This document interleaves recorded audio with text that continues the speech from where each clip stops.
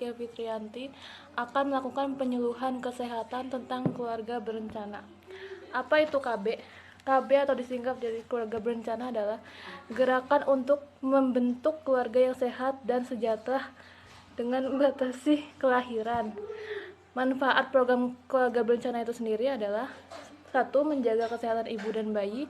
2. Mendorong kecukupan ASI dan pola asuh yang baik bagi anak. 3. Mencegah kehamilan yang tidak direncanakan. 4. Mencegah penyakit menular seksual. 5.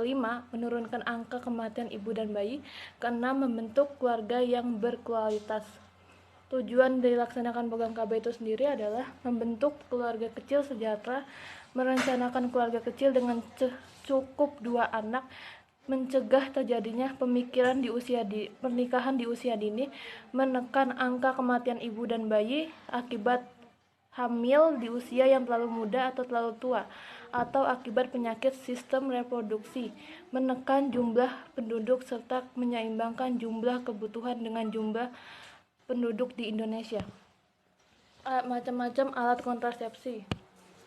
1. Itu ada pil KB. Pil KB kombinasi yang memiliki kandungan progesteron dan estrogen. Estrogen dapat membantu wanita menahan ovarium agar tidak memproduksi sel telur. Mengonsumsi pil KB kombinasi adalah salah satu jenis kontrasepsi yang mudah dilakukan. Anda tinggal meminumnya setiap hari pada waktu yang sama, sesuai anjuran dokter. Pemakaian pil sebagai alat kontrasepsi akan sangat efektif apabila diminum setiap hari. Pil KB itu sendiri memiliki efek samping. Penggunaan pil KB pada bulan pertama mungkin akan menimbulkan efek samping, misalnya mual, pendarahan, atau flek di masa haid, kenaikan berat badan, hingga sakit kepala. Namun efek itu sendiri tidaklah berbahaya jika sedang menyusui untuk konsultasi dengan dokter, dikarenakan tidak semua pil KB bisa dikonsumsi untuk ibu menyusui. Ini contoh pil KB. Kedua itu ada suntik KB. Suntik KB termasuk kontrasepsi yang cukup diminati banyak wanita. Alat kontrasepsi ini bisa digunakan setiap 1-3 bulan sekali. Efek sampingnya keluar flek, pendarahan ringan di antara dua masa haid, sakit kepala, kenaikan berat badan. Jika Anda menghentikan penggunaannya, Anda bisa hamil lagi dengan segera. Ini contoh suntik KB dan obat suntik KB-nya. Susuk KB atau implan. Implan digunakan dengan cara memasukkan susuk pada lengan bagian atas. Ada beberapa jenis susuk yang memiliki masa penggunaan berbeda. Susuk 1 dan 2 batang bisa digunakan selama 3 tahun, sedangkan susuk 6 batang digunakan 5 tahun. Efek samping dari implan itu sendiri adalah perubahan pola haid dalam batas normal adalah efek samping yang biasanya terjadi dari penggunaan implan. Kedua, pendasaran ringan di antara masa haid, keluar flek-flek, tidak haid, sakit kepala. Ini contoh implannya. Ketiga itu ada kondom.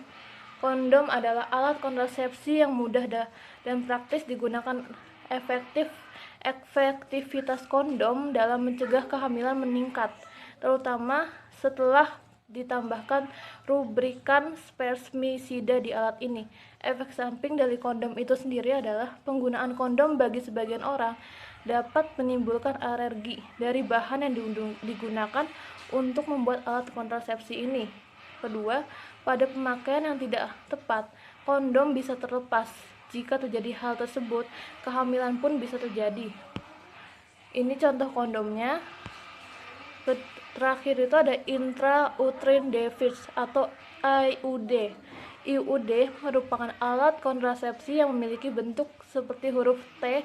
IUD dapat digunakan dengan cara dimasukkan ke dalam rongga rahim oleh bidan atau dokter yang terlatih. Dalam pemasangan IUD biasanya menyisakan sedikit benang di vagina untuk menandakan posisi alat ini.